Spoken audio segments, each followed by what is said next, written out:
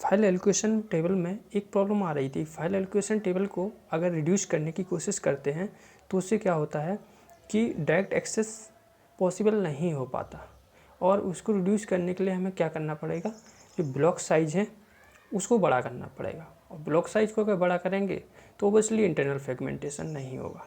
तो हम क्या कर सकते हैं कि एक नया मेथड खोज सकते हैं जिसमें क्या रहेगा कि फाइल एलोकेशन टेबल की में सभी ब्लॉक पॉइंटर्स को मेंटेन ना करके हम क्या करें कि जो भी ब्लॉक पॉइंटर्स हैं उन सबको किसी एक नए ब्लॉक में कंबाइन कर दें।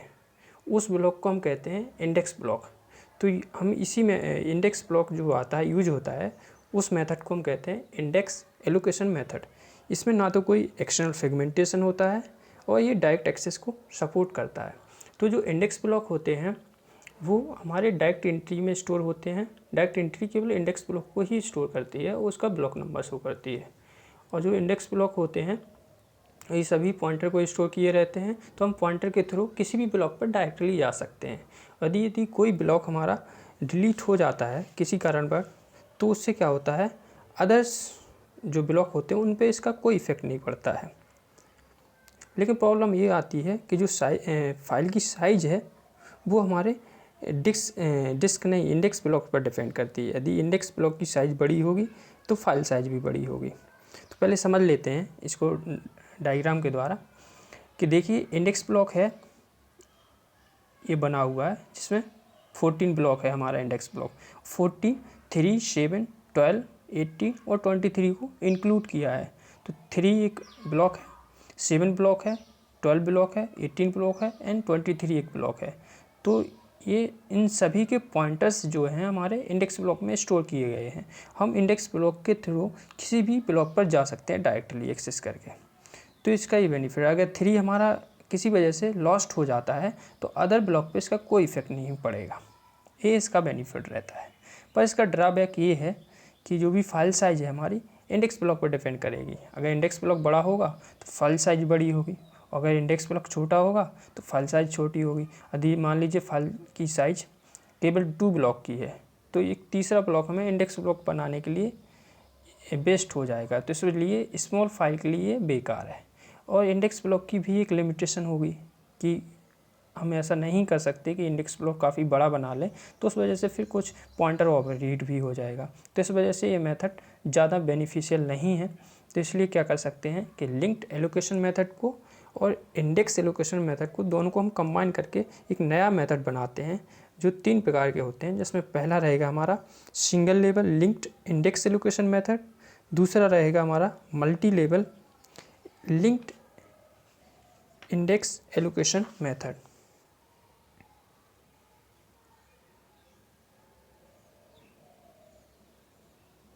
तो ये लिंक्ड इंडेक्स एलोकेशन मेथड है और 2 प्रकार के हैं। जब दोनों को कंबाइन करते हैं तो तीसरा मेथड कहलाता है हमारा आई नोड। तो सिंगल लेवल में हम क्या करते हैं कि जो भी हमारे इंडेक्स ब्लॉक होते हैं उन सबको हम लिंक लिस्ट द्वारा अटैच कर देते हैं। तो देखिए ये इंडेक्स ब्लॉक 1 है, इंडेक्स ब्लॉक 2 है, इंडेक्स ब्लॉक 3 है। तीनों ब्लॉक को हमने एक लिंक लिस्ट द्वारा अटैच कर दिया है। हम किसी भी ब्लॉक पे जा सकते हैं, पर इसमें प्रॉब्लम ये आएगी कि इनको डायरेक्ट एक्सेस मेथड जो होता है वो कम काम करता है। यदि क्या हो जाए, जो हमारी लिंक लिस्ट है यदि काफ़ी लंबी हो जाती है तो डायरेक्ट एक्सेस इसमें सपोर्ट नहीं होता। तो इस मेथड का यही प्रॉब्लम है। जो multi level linked index allocation रहेगा उसमें क्या करेंगे हम कि जो भी हमारे लिंक्ड इंडेक्स ब्लॉक हैं उन सबको लेयर्ड बाय लेयर्ड आर्किटेक्चर में हम डिवाइड कर देंगे। मतलब एक अपर लेयर एक लोअर लेयर। तो एक रहेंगे हमारे जो भी कुछ पॉइंटर रहेंगे आउटर लेवल में, कुछ पॉइंटर रहेंगे इनर लेवल में, और जो डेटा रहेगा वो इनर लेवल के अंदर रहेगा। तो डायग्राम को ही समझते हैं।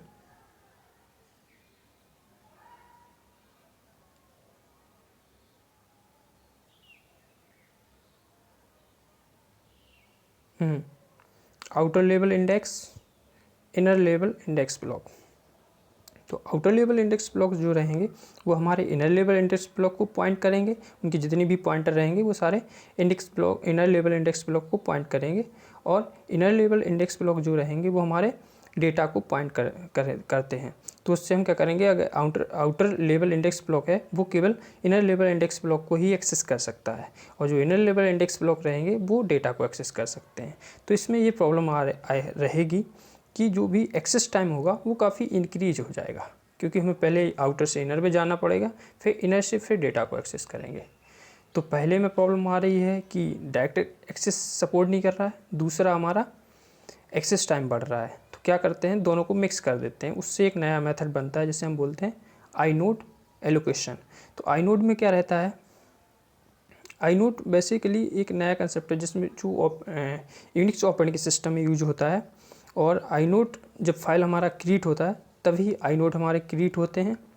और आईनोड की जो प्रॉपर्टीज़ होती हैं उसमें क्या रहता है कि सबसे पहले उसके आईनोड के एट्रीब्यूट रहेंगे।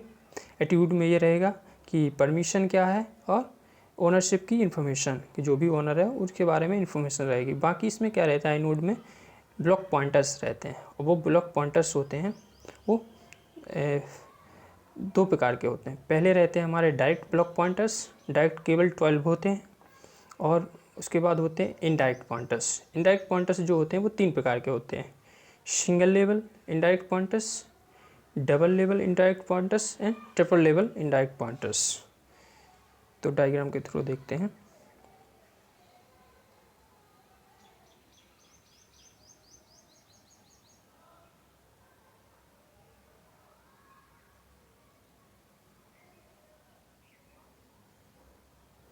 डायरेक्ट ब्लॉक पॉइंटर्स जो होते हैं उनसे हम डायरेक्ट डेटा को एक्सेस कर सकते हैं, क्योंकि डाटा उनसे डायरेक्ट कनेक्टेड रहता है।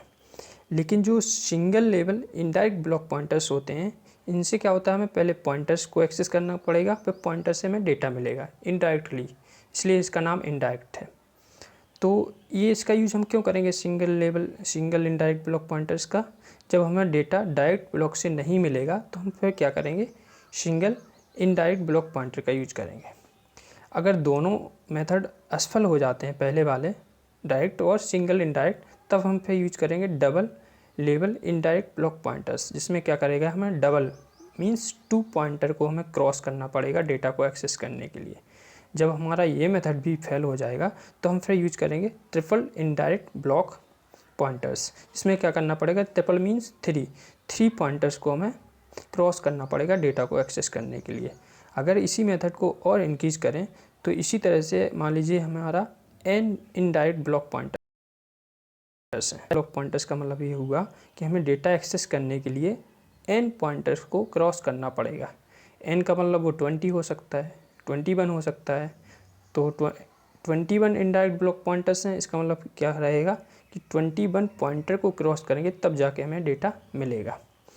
तो डिस्क स्पेस एलोकेशन को अगर हम समराइज करें कि डिस्क स्पेस एलोकेशन के जो मेथड हैं, वो पहला हमने पढ़ा था कंटिग्यूअस, जिसमें क्या रहता कि जो भी हमारा डेटा है वो एक कंटिग्यूअस के वे में स्टोर होता था, ब्लॉक कंटिग्यूअसली डिस्क में एलोकेट होते थे किसी फाइल के लिए। दूसरा हमने पढ़ा था लिंक्ड एलोकेशन। लिंक्ड एलोकेशन में क्या था कि जो ब्लॉक थे वो हमारे लिंक्ड लिस्ट के द्वारा कनेक्टेड थे, फाइल एक लिंक्ड लिस्ट की तरह ट्रीट की जाती थी, उनसे ब्लॉक हमारे नोड की तरह काम करते थे। हर ब्लॉक में एक पॉइंटर होता था जो दूसरे ब्लॉक को पॉइंट करता था। थर्ड मेथड हमने इंडेक्स एलोकेशन देखा। इंडेक्स एलोकेशन हमारा सक्सेस नहीं हुआ, तो इसलिए हम क्या किया, फिर लिंक्ड एलोकेशन और इंडेक्स एलोकेशन को कंबाइन कर दिया। दोनों भी ज़्यादातर सक्सेसफुल नहीं रहे, तो हमने फिर क्या किया कि उनके जो नए मेथड हैं उनको भी कंबाइन कर दिया। तो ये टोटल समरी है उसकी।